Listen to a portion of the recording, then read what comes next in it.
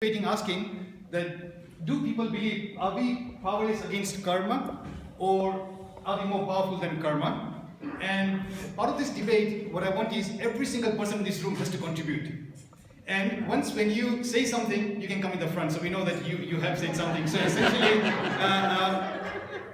and if you do not have anything to say because your mind has gone blank or you've just got no opinion, recite one no karma mantra. So that means there's going to be no excuse from anyone not being able to make any contribution here. So, and to make it a little bit more interesting, we can say, I mean, I can start nominate one and then you can ask someone else to contribute. And what happens is, if you believe on are we powerless against karma, you sit here. And if you believe quite strongly against it, are we more powerful than karma? So depending on what you feel most strongly about, you can come and sit here. So this side will be, we are powerless against karma. And on this side, we are more powerful than karma. So I think let's just start off right. Anyone volunteers, or do we need to do a hard push? Line by line. You can agree with the statement. You can give examples of that statement to prove that point, so just brainstorm about this, because karma is part and parcel of everyday life, and essentially. A lot of people sort of feel one way or the other, that sometimes you feel that you are totally powerless against karma, or sometimes we feel that we are more powerful than karma. And then what's going to happen is if we do this for about 15-20 minutes, depending on how much time we've got, I'll then try to wrap up this debate with giving some kind of Jain point of view, what does Jain believe, and some basic concepts about karma, on what Jains believe, but that depends on how much time we've got left. So rather than wasting delay, why don't you just start right from the back, Sandeep Bhai. And depending on, yeah, you can stand, and then you have to come right in the front, and then either sit one ear. This is powerless, or this is we are more powerful. I think we are more powerful than karma. And I feel that we have the power, our soul has the power to counteract the effects of karma. I also feel that sometimes when our willpower is so strong, or when our motivation is so strong, karmas can subside or can calm down. Their effects are not as strong as they would have been if we were like buffeting ourselves in a storm. That's what I think. I made a wrong choice. You probably have summarized it. For the rest of the case, nothing more to say. The debate is closed. Okay, that's fine. Great. Thank you. Yeah, come in. So you say we are powerful, well, karma is more powerful, but you say that the karmas subside when you really do something good or whatever. But still, it is karma, and because of the karma, it's because you got the karma there that you either have to do more good. If you didn't have the karma, what was there to subside or not? So I still feel we are powerless against karma. It's karma's there, you can't do anything. You still have to undergo something, and in your case you say, okay, if you do a bit of good, the karmas might subside. There are obviously the other karmas which will not subside, which you have to go through regardless. The consequences, basically, that's what I'm saying, of the karma. So I believe we are powerless against karma. Okay. So you're standing in the right place, though. Why isn't there a middle option? That's what I wanted to say. Well, you can sit in the middle here. Sure. I'm in the middle. Recite the no car and sit in the middle. Okay. Because I really feel it's both, really. I don't think it's one or the other. Definitely, we do feel maybe we are enjoying the fruits of karma, whether they're good or bad, whichever it is, but it's still a fruit of karma. And at the same time, we are also creating new karma. So, but it's your choice, as you said, that as to whether you want to create good karma or bad karma, the karmas that will lead you higher, or whether you want to go lower. But that's your choice. Mm-hmm. So I like to sit in the middle. I agree with him that if there is a middle ground here, because we are more powerful than karma, our soul doesn't have any karma. So if your soul comes out to reach you, then obviously there is no karma. On the other hand, your passions create the karma. If you can't control your passions, then you are powerless against the karma. Okay, interesting. So the middle ground. Okay. Yeah, okay, yeah, that's fine. Yeah, Marsh? I know very little about karma, but from what I've gathered in Jain classes and things.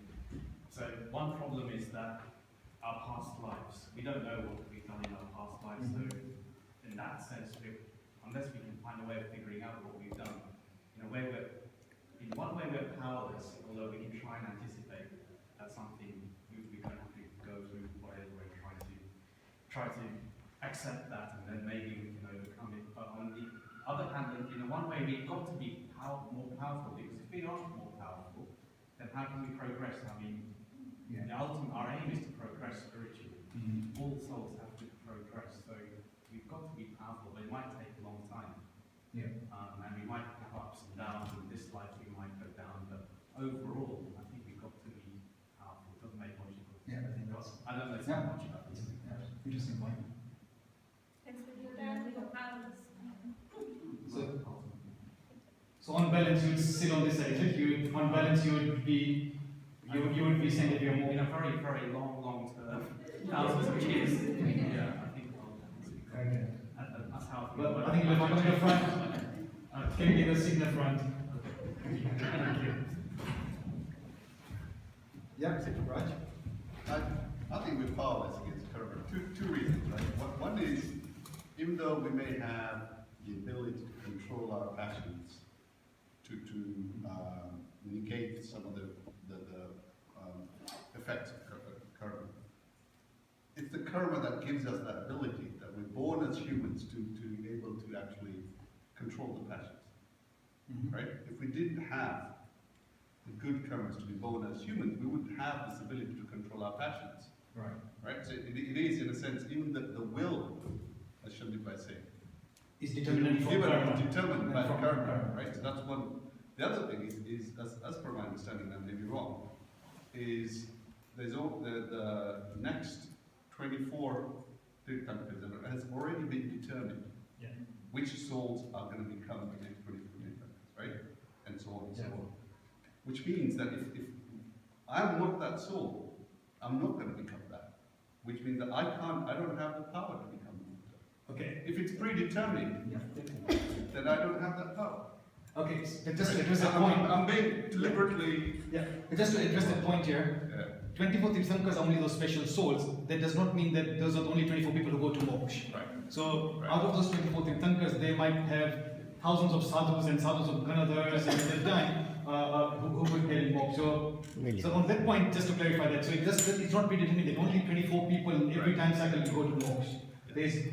During that time, so if Maharaji Bhagavan was present there, Gautam Swami and all his ganadhars and all the sadhus and sadhus, depending on who's the But chief. also, there's the other aspect of that is we said that there's that whole cycle, Time cycle, right? That in this era, You can't nobody's know going to it. obtain Yeah. the run, right? Okay. So, however powerful I am against my karma, I'm not going to do that. I'm not going to obtain the run. Forget about it, Okay. right? So, I think the power is... So on balance, yeah. Yeah, actually. I think what makes us different from animals is that we have a choice. We can make choices.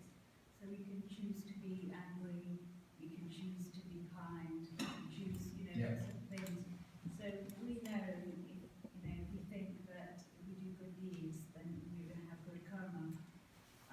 But I'm going to be in the middle here, because what we can't control is if an earthquake happens, then I don't think that's my karma necessarily. Other people might think, and that's something that you can't control. So if you were struck by an earthquake, you don't think it's your karma. So think that your choice, how you behave in life is down to you, and that will affect your karma, but not. So things which you're not in control of, Yeah. it's not karma dependent. No. Okay. So in balance, you think you are In the middle. in the middle. Well, I suppose I think we are more powerful than karma because we have our minds to control, Freedom of choice. There are some karmas we can control and some we can't. Yeah, interesting. It's All right. So can I take this middle? Yeah. I would say what happens to you from your past karmas is if you take it as right, this is happening to me because of whatever I've done in the past, and you accept it, and whatever your reaction is, you can control that. Yeah. Your reaction to whatever's happened to you. So if your reaction is powerful enough, then you say you are more powerful than for your future karmas. Right. So So whatever. depending on what circumstances throws at you, if you are more in control and you can take control of that, you think that you are in charge, so you're more powerful than the karmas which are affecting you.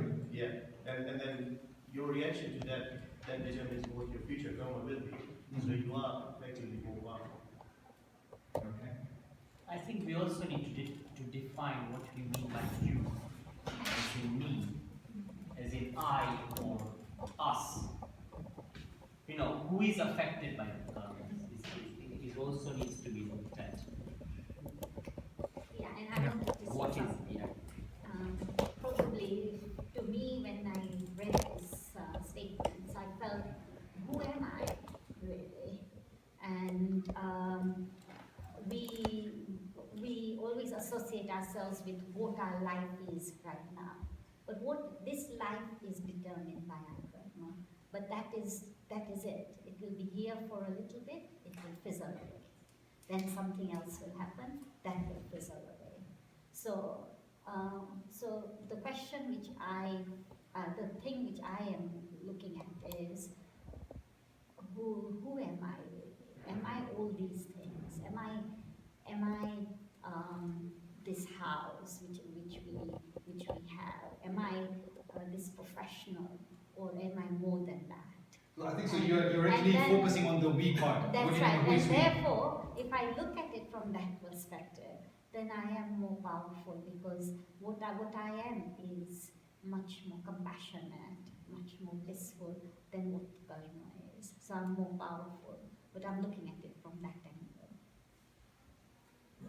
But okay. So again, so you would be looking at your more pop. So what? But from that angle. So you need to. Yeah. I think ultimately you have to believe you are going to be more powerful than karma. Otherwise, how are you going to progress?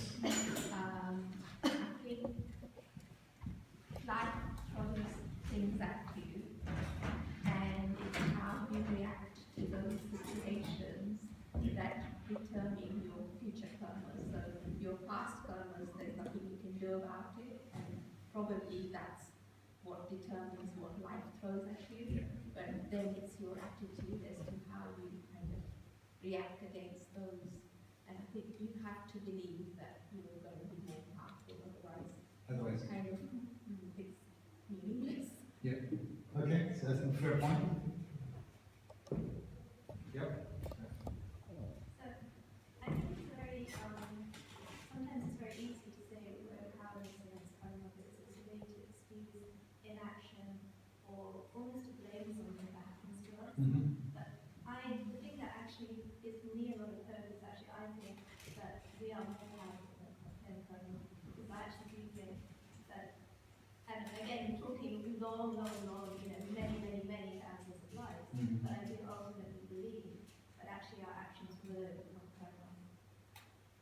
I think it's interesting. I mean, obviously there are a lot of other people to give their opinions, but I think when we say powerless against, there's a very strong opinion about destiny. I mean, a lot of people have said, and so therefore, if you look at sometimes what is destined to happen, then that in a way would negate the effect of karma, because no matter what you do, if destiny is going to take a certain path.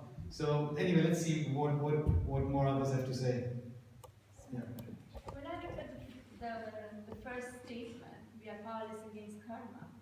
If I live my life like that, then it'd be like you know, I wouldn't make an effort to do anything to make my life better. So if I believe in the second statement, then, you know, if I believe I'm more powerful than karma, that gives me a positive vibe, you know, to do something about it. So when when you have down moments, you look at it, okay, this is going to be just temporary in my life, you know, I can overcome this. I can go through this. If I'm positive about it, then it helps me to move forward. I think on that point here, I think we are sometimes quite fortunate that maybe our down moments are sometimes far and few between. But if you look at what's happening in the world, a big part of the human populations are suffering, and sometimes it's a whole lifetime of suffering. So there's never enough time. And if you were to ask them questions to them, at least we can see some light in the end of the tunnel that maybe, but people either health issues or what's happening in other places of the world, it's an entire whole lifetime of just bad, just nothing, no food and everything. So I think we are staying in a world right now where there seems to be on balance more negative things happening than positive. And hence, we have to have positivity in our life to help us move forward. Mm-hmm. And also have compassion for those people who are not as fortunate as we are. Okay. So on balance, you still. I believe we are more powerful. Okay. So. Yep. A lot that we hear about there are other philosophies about staying in the present and being in the moment. And I think if we, so for me personally, I'd like to think that I'm more powerful than karma, because I think if you start getting caught up in either the excuses of what will be or what will happen if I do this or don't do this, you just get caught up in the whole karma thing, and it's the being present and being in the moment, doing what you should be doing for the right reasons in that moment, as opposed to thinking. And I think for that though, I'd have to feel that I'm more powerful than karma. Okay. So it shouldn't affect my behaviour, and even if you are in a down moment, then don't feel that, oh well, I'm just going to stay like this.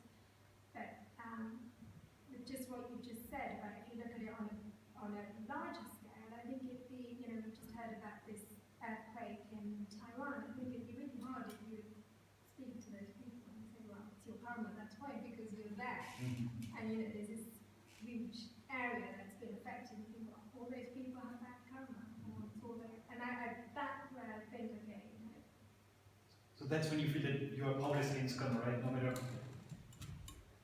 and does karma come into it? Interesting. So that means okay.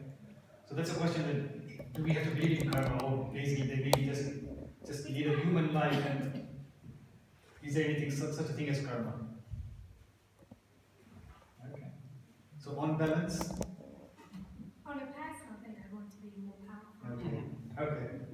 She doesn't want to move from her chair.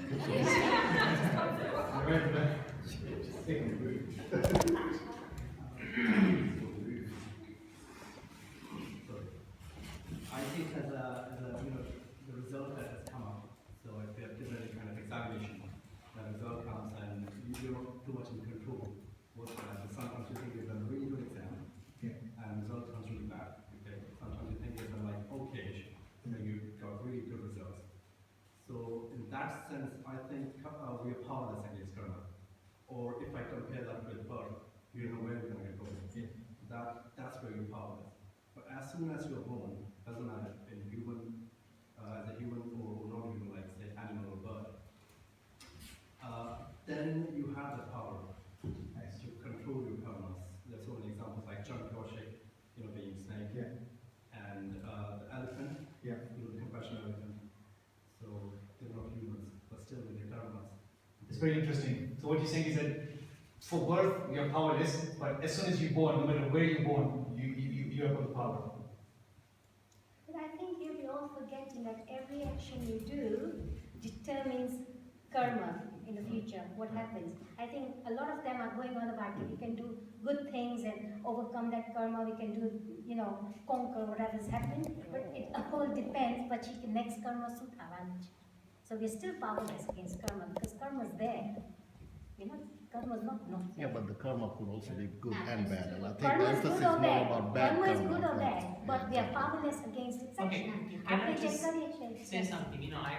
This is a very interesting discussion, because I had a similar discussion with Acharya Sri Channaji and Shilapiji Maharaj when they come to Kenya, and we were seated, and Sadhiji asked, do you believe in karma bandh paryay? Karma bandh paryay means that because of karma, you are going through various states that you are going through, which is what you are saying. And Acharya Shri for a minute didn't say anything, and then she said no.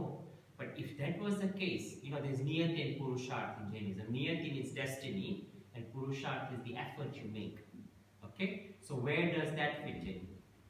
And what she said was that, yes, depending on the quantity and the kind of karma that you bound, for example, in your past life, if you've gone and murdered somebody, or you've done a really heinous crime, then you cannot avoid it. But having said that, if there is a lot of prayashchit, if there is a lot of remorse, if there is a lot of genuine, sincere atonement, and this is not just a superficial atonement, it needs to come from within, from your soul, almost from your soul, then there is a possibility that the effect of that karma can be lessened. That doesn't mean you would necessarily suffer as much as you had if you were a total ignoramus. Yeah? So this is what Acharya Shri said. And of course there was a huge discussion, but this I'm just summarizing. Shantipa, here's the problem with that, right? That you committed this crime or in your previous life. And whether you were sincere in atoning, that happened or not in the previous life. This life, I don't know whether I committed that. So there's no way I can control that now. I'm born with that, less or high consequences. I'm born with it. I gotta suffer. No, you will have to. She did not say you will not suffer. No. But in this birth, I have no control over the severity of the consequence of that action. Because that happened in the last birth. No, you do. You do. Because How would I know what I did? no, but it's your mindset. So what we are doing right now, if we really start understanding the life, if we really start thinking, really becoming aware of what is happening, a negative can be changed to a positive, or a negative there are grades of negativity. So we may not feel as down as we would have if we had not got this knowledge.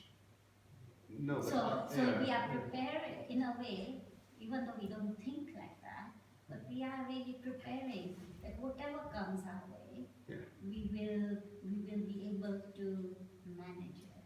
Yes. But manage it in as positive a way as possible. So even though it's a negative situation, Yes. you will not look at it that negative. Yes. But we're still powerless. We have the power not to react to it. So that's Right? the thing. But we don't have the power to stop what's going to happen. Right? I think an interesting example I came across, Raj, on that is that there was a Pandit, 90 years old, totally blind since the age of 4 or 5, and through his efforts, he managed to grasp all the scriptures and everything, doing lifelong of learning, to the extent that he was actually teaching the sadhus. And imagine, we don't have any of these texts in Braille or any of these languages. How he has managed to turn the situation of being totally blind and having lived a life of up to 92 years old, grasped this and then made a life sort of worth-fulfilling. So he was powerless against those karmas. He was blind, there was no cure that he became, but he still had a meaningful life and did something positive out of it. So that means you cannot negate that if you're being born blind. So he must have done something in the past life. He doesn't know what it was which made him blind. Right. He's got no clue about it, but it did not let him down. Absolutely. So he said, so I think But a lot of the... maybe it was his karma, which also gave him a good knowledge of grasping things, or Absolutely. So what happens? No. So what happens here is, and this is something you all need to understand, is that yes, first of all, good and bad karmas are still karmas. Okay, so let's understand that. The thing is that when you do a heinous crime, that prayashchit, that atonement, will create a situation where things will start happening in your life, where you will listen to somebody like Acharya Shri or Mahavir Swami in the case of Rohini and Chor or whoever. You will get to hear them because you have also done some positive things in your life. Chand Kaushik, when he was born as a very venomous snake, obviously, and he did a lot of crimes when as a snake even. But he also had done something positive that Mahavir Swami Sakshat એની સામે આવે છે and teaches him this lesson. So situations can arise where you can change it, you can turn it. However, if you are still an ignoramus, you will still go on biting people. But if you have that sense of awareness, which is what Rita is talking about, then you will change that situation to something positive. And this is where our power comes in. It is nothing to do about bearing the karmas. Also your state of mind. You can bear the karmas with saying, hi, Mari Jivan Pati, and the world is about to end, and I've got this karma which is there. Or you can say, well, if it is coming, it is coming. What do I do? Yes, that's why I said it's two things, isn't it, really? Because you're But right. you can't be in the middle either. No, but because you are powerless. Because, I mean, my argument is that we still have to bear the fruit of whatever we did in our past lives. So we are powerless against that. But we have the power to change our future lives. But there is That's the also way I look at certain it. karmas which, if depending on the quantity and the stickiness of the karma, if there are lesser karmas, you can actually reduce their Sure. impact. Sure, but we still have to bear it. Because of karma. So there is a saying in Gujarati ke suri no gha soiti patigyo. That means ke instead of a very harsh impact, it was a very low impact. You're still powerless against that karma. Because, yeah, exactly. No, Only reason you're doing no, it that's is because of karma. I think again, we are working you are on the talking technical about your wordings body. here. No. Yeah. Talking about any karma, but the only reason you're trying to bring any changes is because you've got the karma, you're trying to bring changes in. If there was no karma, why Oh would yeah, you then you change need it? moksha. That's what I'm saying. So you're still powerless against karma because you're trying to change something. No, you are not. Of course you You are. see, because you are just not, said it, because- you're trying to- No, there is a possibility that karmas will affect you, but there is also a possibility that you can change the tide of karmas, and that is your power, that is your control. Yes. And also remember that the But soul how has are you doing it? energy. You're trying to change karma. So it's all about karma. You're trying to change karma. You're still powerless. But that is not. But it is Uh, not about just being totally powerless or totally powerful. It is about having that position, that energy of So the soul. Rajeev, what we are saying to you is got the few statements wrong. He deliberately got it. Well done, Raji. We're not supposed to change your karma, especially. Yes, Some sorry. depend on the knowledge you have. For instance, like Sanjay Abhai if you have some knowledge in Jainism, then you have a power to change your karmas. તમે એવા કર્મ એવા કરો કે જેનાથી તમારા જે નિકાચિત કર્મો છે ઓછા થાય. તમે એકદમ નબળા થઈ જાય. Whereas if you don't believe, then you knowledge હોય તો then you can do it. If you don't have that knowledge કે આ વસ્તુ કરવાથી તમે આ વસ્તુ બદલાવી શકો તો તમે કરી શકો.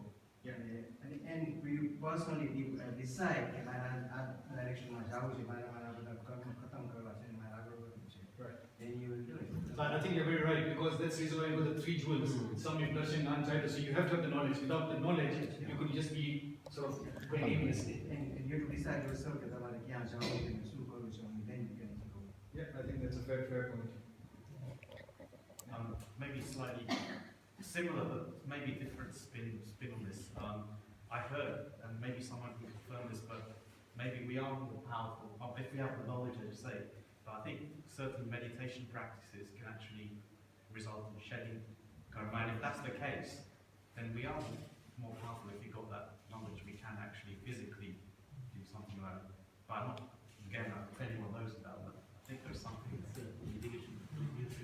I want to just make a point. I'd like to come across a few people sometimes, or not few, but you come across people where they have terrible, so like maybe they are unfortunate, they've got diabetes, they've got this, that, and yet to them, they say, oh, this is my karma, and they don't even think about it, they just forget about it, but they are still happy in themselves, and they say, I want to move forward.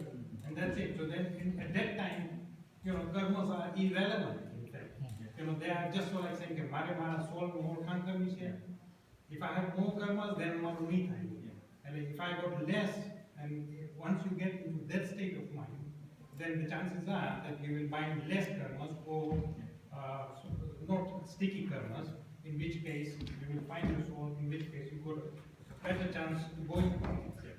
I think it's a fair point that in adverse situations, you find certain jewels who through the state of mind, sort of give you the confidence that, whatever I'm sort of suffering is trivial and there's a high purpose to life. But it's a corollary of that, Rajeev, isn't it true that to withstand suffering with equanimity, Yeah. you have to accept that you're powerless against karma. Just by accepting that, that's the only way you can deal with it, right? It's gonna happen, it's my karma mache, adukuna meluche, I have to withstand it, right? And that is a good state. Equanimity. And that's the only way I would be able to progress that without undue suffering. That's why we stay in the middle, isn't it? That's happened, it's what's gonna happen, that's fine. I do not react to it, I just be equanimous. I think it's a fair point to sort of, anyone else, and then we can start concluding some of the points here. What happens is, it's our mind. Sometimes okay, we go, say for example, somebody is unfortunate and they got some bad karma and they got to go through it, which is fine, right? But once you accept that this is it, right, I've got to go through it, and if you change your mindset, then those karmas won't affect you. And there are people like But that very fact means you're powerless against it. No, then there are more. You can do something about it. You can do something about it. Yeah. Sorry.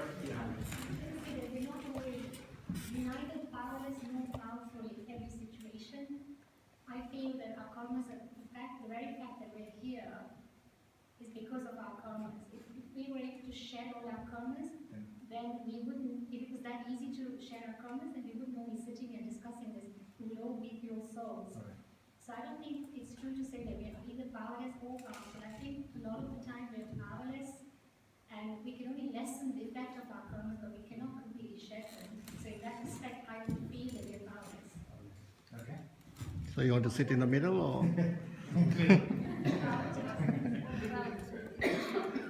Saying that there's no karma and it's all randomness of life. There's a lot of people who believe in that. Chaos. Who is in karma, who believes in karma, and then says it's the black swan. That's another very good where he says it's all randomness. So so you speak to a lot of medical doctors also. They'll talk the language of karma, but they say we don't believe in karma. It's all randomness. Anyone else who has not spoken who would like to voice an opinion? Yeah. I'll just basically, I think at the end of the day, it's how you as a person feel and how you want to achieve life. If you want to be ignorant, forget the karma, just carry on living crazy life. Otherwise, if you want to do good things, then yourself inner self will tell you get out.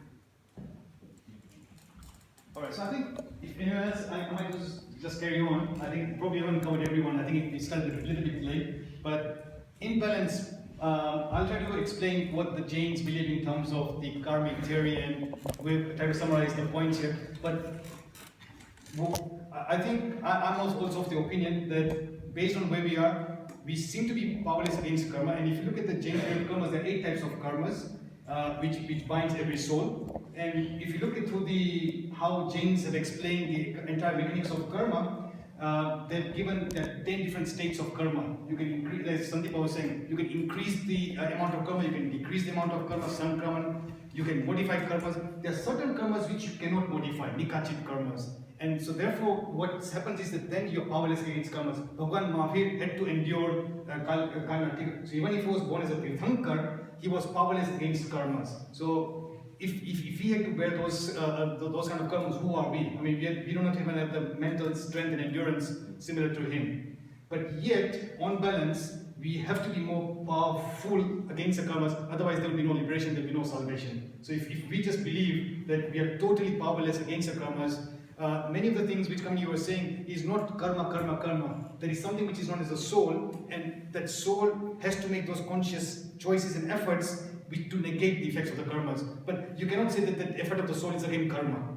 So there has to be a soul. The soul has to make its own conscious.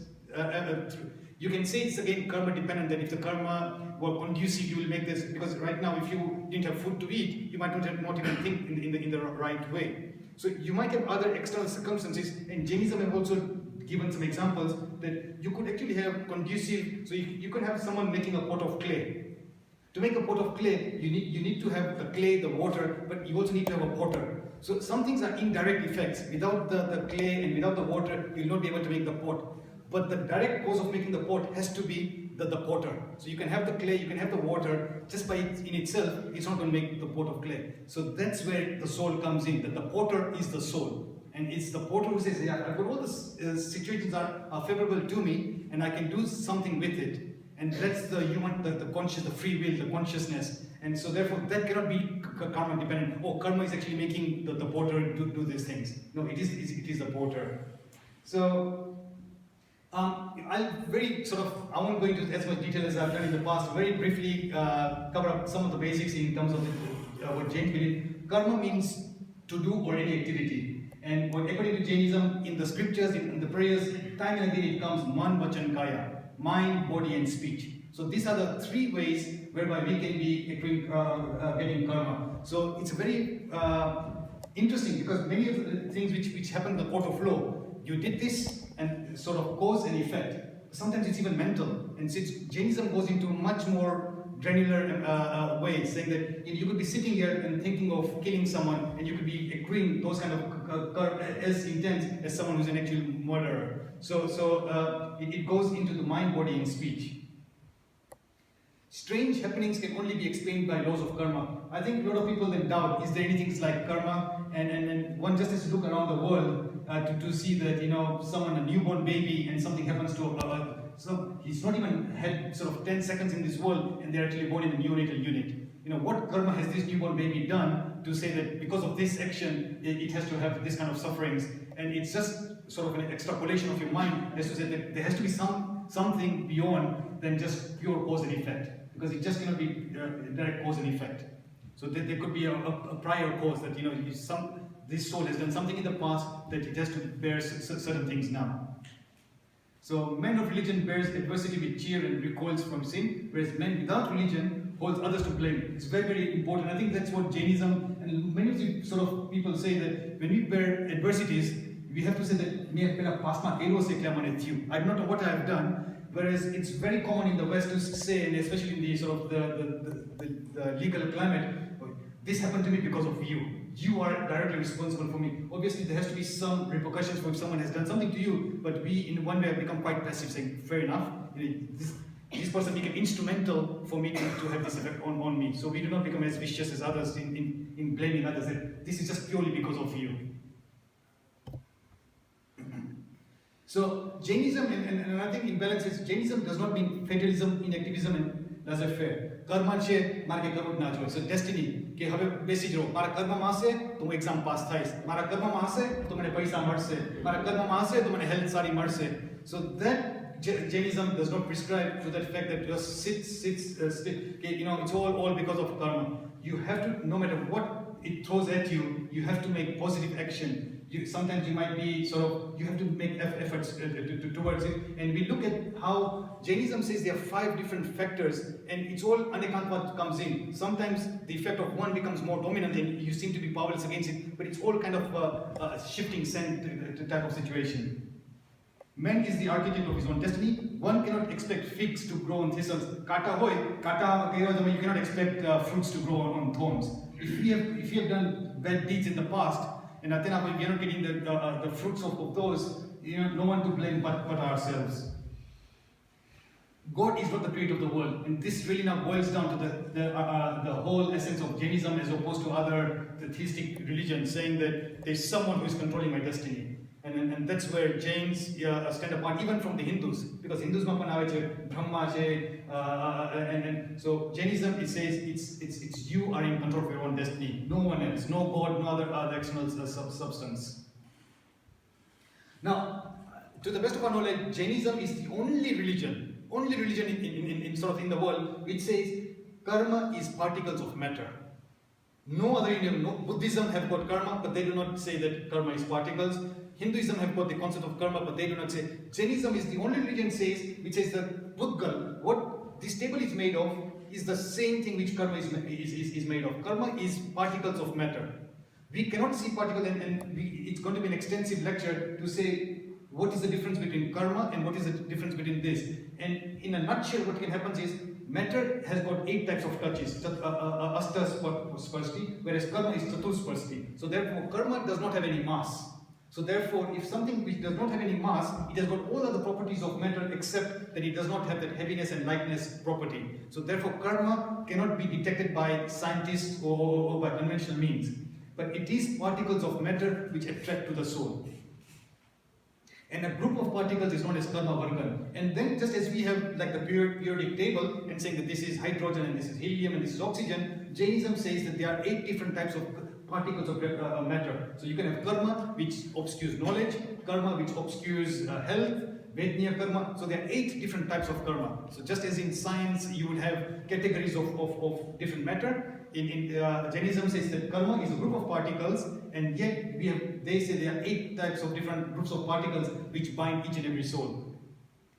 Union between soul and karma is devoid of priority and posterity. That's very sort of, it's one of the most underlined. And I think we discussed this in the past, that our soul right now has never been clean. So karma has always been associated with the soul. You cannot say that first there was a clean soul and then the karma came in, or there was sort of the other way around, that karma was before soul or soul was before karma. Karma and soul and karma has always been attached. It's only when you go to moksha will that they separate. Until then, we've always had this. So we cannot say that in our infinite past we were a pure soul. We have never been a pure soul. We have always been clouded with karma. So to put it in a nutshell, what happens is that karmic particles are attached to the soul, and the whole idea is to get rid of this karmic particle. One of the greatest properties of karma is at the time of binding, it does not give its effect straight away. It's known as the technical term in Jainism is called sata. So that means it's a period of latency, dormant stage. When karma binds the soul, it does not give its effect straight away. And that dormant stage could be minute, second, a lifetime, or many lifetimes. So in that period, you've done some action, that action is now going to remain dormant or latent. It's not rising, it's not going to give its effect. After the certain period of time, will it start rising? But that, in a way, is very interesting. It's only because of that property is there chance of us doing any efforts. By doing efforts, purushat karvati, tap karvati, other things, we can then start changing certain what we have done in the past. So whatever effect was bound, you have got now the power to say whatever I might have done in the past, can I start changing the effect of this karma? And it's very interesting. Good can become bad, bad can become good. So if you did some good karmas in the past, by doing certain activities now, that good karma can actually start dripping bad ones. So you've actually done something good. You're going to get something good help. But then by certain actions you're doing now, that thing, the good karma which you have found is in your bank will become bad karma, or the bad karma can become good karma. That karma which was going to give you effect for this amount of time can now start becoming this much, or it can become less. Or something which is going to give you a karma for this amount of time can become less or longer, even longer. So all these different combinations are possible. Okay, this is now going into the technicalities. So the soul has been is in black clouds. The soul has been clouded with karma. Jainism gives you that there are 5 different reasons for this clouding. How is the influx of karma coming into our soul? It's all the technical terms it comes in. Mithyatva, avirati, karma. So all what you have to understand is that they give you some technical terms of what are the reasons why karma is binding to the soul. And they're grouping into 5 big categories. That because of these 5 reasons, karma is constantly binding to the soul. And what's going to happen is, as Sandeep was saying, that the addict rag and dvesh, your intensity, likeness and hatred, that's the quality of your soul, that causes the stickiness. How well is it going to stick to your soul? I hate you with passion. So that's like, it's such intent. Sometimes it just happens, rag and dvesh. That's why that rag and dvesh becomes vitragi. That how calm and composed are you? So that gives you the stickiness, that's known as a glue. How well are these particles of karmas going to stick to your soul? And that's the frame of your mind. Are you sort of very, very aggressive, or are you going to be a very passive person? You know, are you a calm person? And that glue that makes us revolve in this sansar, these four gatis: animals, birds, the devs, and hellish beings. And through our efforts, as we are born, you want to get rid of those karmas, and then you can start grinding. So then that goes into Jeev Che, the ninth tattva. The whole thing is summarized into this one. And then you want to rise up towards moksha. So that's the effort which you're trying to do. The other thing is, we've got a soul. Soul has got different types of body. Odrik Sarir becomes a. Jainism even gives you details of what are the different types of matter. So I've got a soul, I've got a physical body. The technical term they call it is Odrik body. So obviously I can see it. It's you know, you can touch it, taste it, feel it. So it's got all this. Vaikriya Sharir is whenever you're born as hellish beings or devas, you can change forms. So here I'm a soul, and it's by default. Just as the way we are born here, like, you know, people study in science that you could actually be born out of a womb, or you could have amphibians have different types of birth. So if you're being born in the hellish beings or by default, you actually get that body automatically by virtue of your birth in those, and you have the different powers. You can change your bodies. Aharakshari is a special kind of body.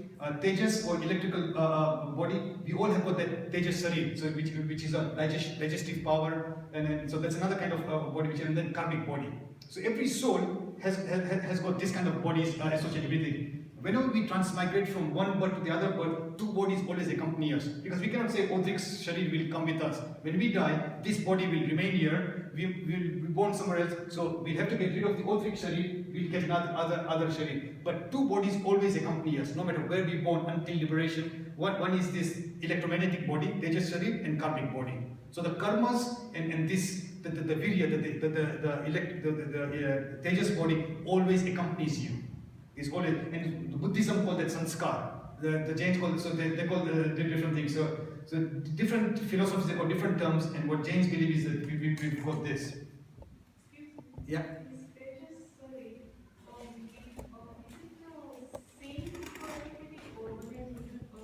Depending on your karma, does the Tejas fluctuate, or is it different according to the strength of the karmas?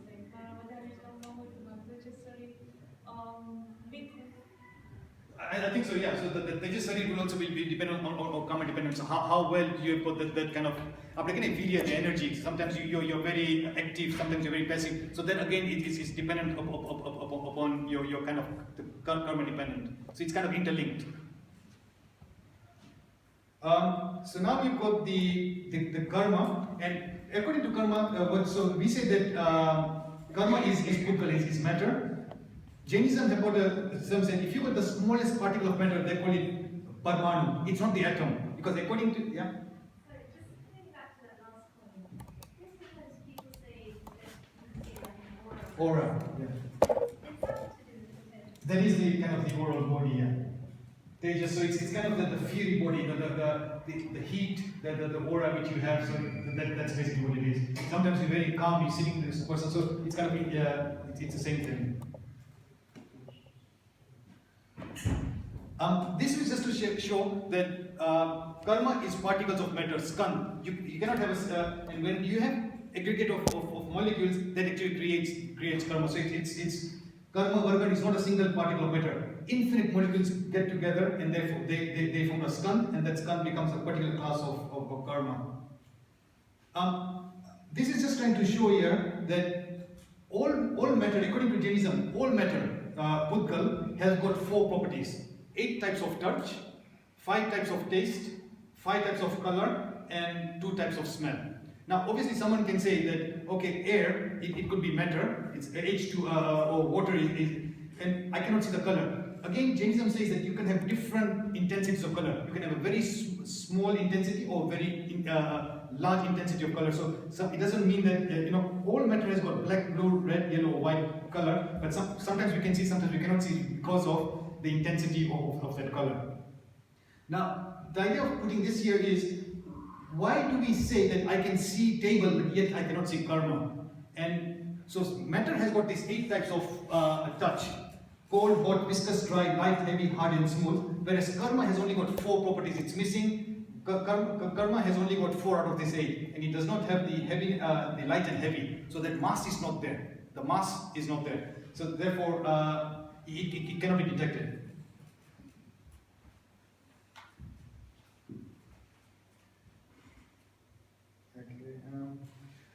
This again is a very quickly, everything, some people say that everything is dependent on time, kal. Some people say everything is dependent on space. Some people say everything is nature.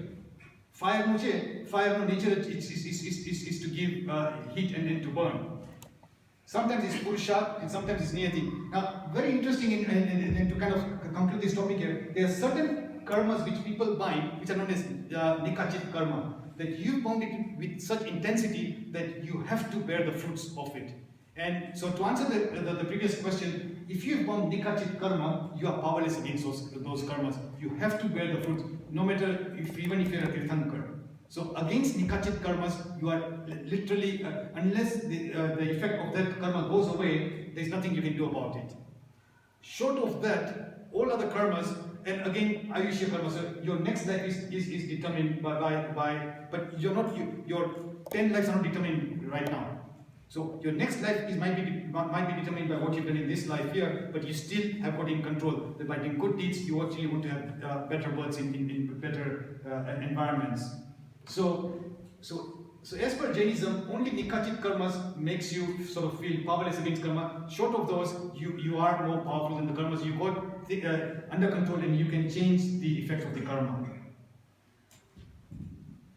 So some people say, like for example, swabhav, gold. Gold no swabhav is just to glitter and yellow. You cannot make gold. There's nothing you can do to gold. Say no matter what chemical processes you do to gold, you cannot change the effects. So therefore, the swabhav of gold is to glitter. So no matter what science can do, so that means swabhav is more dominant. So now you can see that Anekant is coming into play. The swabhav of gold has got certain things, it's more dependent. No matter, if you leave gold for 500 years, it's not going to lose its luster or it's not going to lose its color. So that's why the swabhav is more dependent, is more dominant. Sometimes it's time. The mango is sweet, but if time goes on, that sweetness is not going to remain as it is. So just like just like the gold is always going to remain as gold, but mango will not always remain sweet. The effect of time is going to have a more effect on the sweetness of the mango. So you cannot say, so now the time has got a much more dominant factor than the swabhav. You can say, okay, swabhav to mito chhe, but it's not a dominant factor. The dominant factor for mango is time, because as time goes on, it's going to become sour and it's going to fade away. Space. Sometimes so now we are standing on Earth, but if you ourselves were to go to the moon, we are powerless against that space because now gravity is very different there. So all the science, all the physics which you've got here, everything which is happening on Earth, all those things go away. So when you're in space, so in space it's totally different. And then last thing is austerities, examples of purushat. By doing efforts, you can then change. So all these things is kind of sometimes one has got a higher effect than the other. Okay, I think we have got 9:20. I think it's again this is a lot of slides here, but let me just give you classification of karma. Okay, so if you're looking at this slide here, what Jainism says that there are 8 types of karma, and 4 types of karma are known as ghati karmas. So those karmas are known as very, very intense karmas, whereas the other ones are aghati karmas. So ghati karmas are like, for example, if I were to take a stone and make a big mark here, that means that mark is not going to go away. It's going to take a long time for this scratch on this table to go away. But if actually there was a puddle of water, and if I took a stick and just drew a line, straight away that line is going to go away. It's in very, very small amount of time. So those are known as aghati karmas. So ghati karmas are those sticky, intense karmas, and aghati karmas are the ones which can sort of go away quite easily. So for example, when Bhagavan Mahavir got Keval Jnana, so at that stage, when Bhagavan Mahavir, he's still got a human body like you and me, he got rid of his karmas, so that means he got rid of his gati karmas. When he got rid of his gati karmas, he technically has now become God. He's still on earth, he's got Keval Khan, he's got infinite knowledge, he's got all the infinite powers of the soul, but yet he's got a body, he's still got Ayushya, he's still got those 4 agati karmas. Until the time he dies, then he goes to moksha. So those agati karmas still remain, and so that is his last birth. So when we say that someone has got Keval Khan, that means Keval Khan means all the gati karmas have gone away. So our main efforts right now is to get rid of these gati karmas. कि आपने मिथ्यात्व है वो आपने knowledge नहीं चढ़तु. So all these are the gati karmas which are actually binding us down. So these are all the different karmas, and I just want to give you last slides before I end my lecture. I think as Sandeep was saying, whenever karma is bound, there are 4 things are already determined: prakriti, type and nature; sthiti, duration, how long are the karmas going to give you effect; intensity, how intense is it going to be. Or sometimes there's a big sore. So how intense is that pain? Or pradesh, quantity and numerical strength. How much quantity of karma coming in? Because sometimes you can actually have a lot of karma sticking to your soul, but the intensity is not that high. So these 4 things are always determined whenever the karma is bound. Prakriti, Sthiti, Anubhav and Pradesh. Again, there was a I think we don't have time to look at this example, but let's just see.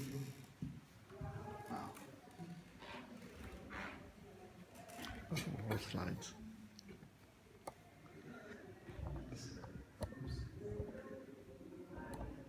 Yeah, so this is what I'm saying. There are 10 states of karma. And rather than going into this detailed slide here, so the Jain philosophy, the karmic philosophy says that what can you do with karma? With karma, you can increase its intensity, you can decrease its intensity. So as you can see, karma shapes without being big. So what can happen is that before the fruits come in, you can actually get rid of this karma. Sometimes you can actually prepone the karmas. Can in fact after 6 months let me bring those karmas forward and let me bear the fruits now. So there are all these technical things which your soul is capable of doing to say, can I bring forward the karmas? Can I modify the karmas? Can I bear the effect of the karmas sooner than later? Can I postpone the effect of these karmas a bit later? So all these different things are possible to do here. And lastly is nikachit. So you have got all this capacity, your soul has got all these capacities to modify karma, all those 9 ways you could do it. But one way is nikachit. No matter what you do, you have to bear the operations of the karma. So there is just one state whereby you have to bear those fruits of those karma. And that's what Jainism calls destiny. No matter what I do, I have to bear the effects of this. So that's the only state whereby if you have bound those karmas, you are powerless against the karmas. Everywhere else, you have got the types of actually transforming the karmas. So in that case, we are more sort of powerful than the karmas. And on balance, to sort of close the debate, we have to be more powerful than the karmas, otherwise there will be no liberation.